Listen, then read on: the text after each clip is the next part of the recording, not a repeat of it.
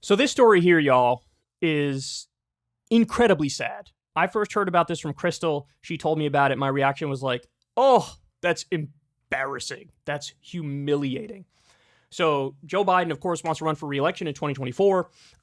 Look, he knows. He knows that he's got a bunch of weaknesses with certain demographics in the population, and they're trying to make up for that, and they're trying to fix it. Are they doing it by rolling out serious policy changes that would improve the lives of said demographics that are not so pro-Biden? No. Look at what they're doing. Biden's digital strategy, an army of influencers. Huh? President Biden's not yet official bid for re-election will lean on hundreds of social media influencers who will tout Biden's record and soon may have their own briefing room at the White House, Axios has learned. The move aims to boost Biden's standing among young voters who are crucial to Democrats' success in elections and to potentially counter former President Trump's massive social media following if he's the GOP nominee. Okay, so before I continue here, let me just explain something to you. What they're doing, they don't think this is weird. They don't think this is strange. They don't think this is embarrassing. Because you know what? This is how it works with the rest of the media, too. This is the White House's strategy in dealing with corporate media and corporate journalists and reporters. They say, look, we'll grant you access. We'll give you some interviews.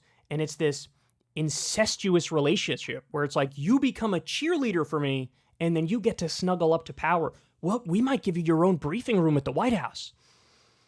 We might bring in some Instagram models who sell fit tea or whatever it's called. We might bring in some TikTok people, maybe some YouTubers. It's disgusting. It's disgusting. So in other words, it's not based on the policy record. It's not based on doing a good job as a politician. It's pure access. That's what it comes down to.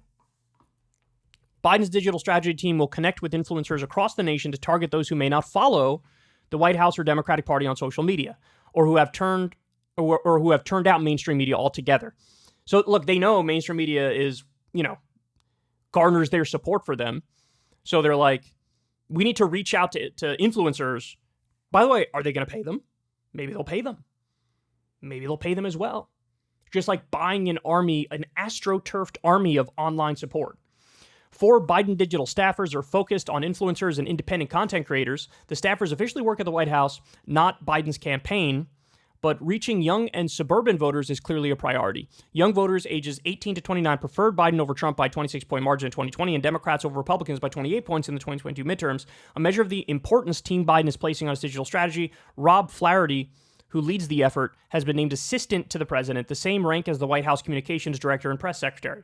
Quote, we're trying to reach young people, but also moms who use different platforms to get information and climate activists and people whose main way of getting information is digital, said Jen O'Malley, White House Deputy Chief of Staff. Like, these guys are stuck in 1998. They're like, oh, have you heard of this internet thing?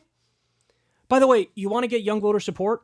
Eliminate all student loan debt. All of it. Now, by the way, that was one of his better plans, is reducing the student loan debt, but eliminate all of it. Eliminate all of it. Get a higher minimum wage. Sign an executive order to lower prescription drug prices for everybody. I can go on and on here in terms of the policies that, if he were to get them implemented, would definitely get young people support. By the way, in theory, he's trying to lower the scheduling of marijuana to perhaps decriminalize it. Just legalize it. Just take it off the list completely. Do that. Again, if you want the support of young people, you can do it through good policy. That's why young people loved Bernie Sanders, is because he was very serious with his policy agenda. He wants universal health care. He wants to get money out of politics. But no, they'd rather do this stuff. This retail politics, tit-for-tat, access stuff, it's really pathetic. Hundreds of unpaid independent content creators have been given access to Biden's White House. They include Harry Sisson, a 20-year-old NYU student who breaks down the day's news on TikTok. Vivian Tu, a former trader who discusses financial topics in short clips on TikTok and Instagram. A dedicated White House briefing space for influencers to meet in person or by remote would be unprecedented and a sign that the traditional press briefing room no longer would be the administration's only messaging center. It would also give some influencers more consistent access to the president, literally access. access journalism, which is not journalism at all because it's just horse trading. It's tit for tat. It's, I will fluff you up if you continue to let me be in the room of power. Quote, we actually asked the White House, when are we going to get press briefing passes? And Sisson, who has 660,000 followers, said Sisson, who has 660,000 followers on TikTok. They were actually very responsive to it, he said of administration officials' reaction to the suggestion by some of the 2 dozen influencers who attended a State of the Union watch party at the White House. The result, the administration is moving toward giving influencers their own briefing room in the White House. Okay, we don't need to go on here. You guys get the gist of it. But look, what I would say to these influencers is have some self-respect. Don't embarrass yourself. Look, I do political commentary. That's what I do. And first and foremost, you need to be honest and objective, and you need to tell people the truth regardless of the consequences. So that means even with people who I like Bernie Sanders, I've had to criticize him before on this show. Why? Because that's the job. That's what comes first. That's how you earn trust. That's how you earn respect.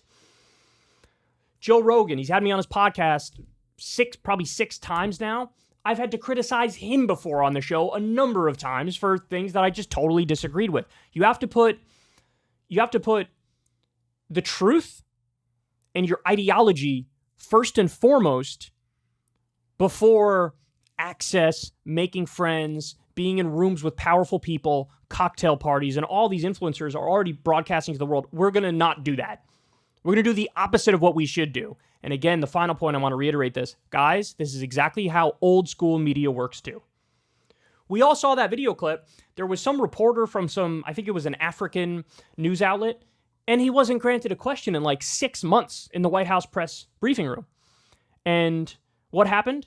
When he finally spoke up, all the other journalists and reporters started shouting him down and basically saying like, sit down, shut up, you're getting in the way here. And these are the people who work for CNN, Fox News, all the big outlets that get called on all the time, because this is how they view it. It's tit for tat. It's access journalism. It's, look, we'll snuggle up to you, the White House press secretary, spokesperson, will ask pretty easy questions if you keep granting us access. There are some exceptions to the rule, like with Fox News, they ask stupid questions, but they're from the right. They don't hold people accountable from the left. So there are exceptions to it, but by and large, it's go along to get along in the room of powerful people. And they want to do that with influencers now. This is pathetic. And it brings me nothing but joy to know, as a matter of fact, that Marianne Williamson has blown up on TikTok and is the choice of young voters right now. And her poll numbers keep going up. Now, by the way, I'm going to warn you up front right now. I know the way the game is played. I know the way this works. So she had one poll at 4%. That was where Bernie started too. Then the next one I saw, she was at 10%. Already at double digits, more than Nikki Haley, more than any other people who the media takes way more seriously. But guess what? I guarantee you, now that she was at 10%, the DNC is going to make sure another poll comes out where she's at like 2% or 1%. Why? Because this is how you manufacture consent. You want to make it seem like, no, fringe, crazy, kooky, insane, nobody likes her, nobody cares about her, so everybody just get used to it. There's nothing there. So they will find a way to leave that impression with people, and one of the ways of doing that is after a good poll comes out, make sure a bad poll comes out. But anyway, I love that Marianne Williamson blew up on TikTok. I love that she doesn't have to do this weird, incestuous, gross, tit for tat, pay to play, access journalism thing in order to get support. And there's nothing else to say about this other than it's humiliating. If you want to see me and Crystal Ball interview legends like Noam Chomsky, Cornel West, and more, subscribe to Crystal Kyle and Friends on Substack. $5 a month gets you the video version a day early. Remember, we take 0 ad dollars for this podcast. Or you can sign up on Substack for free and get the audio version a day later. Link in the video description box below.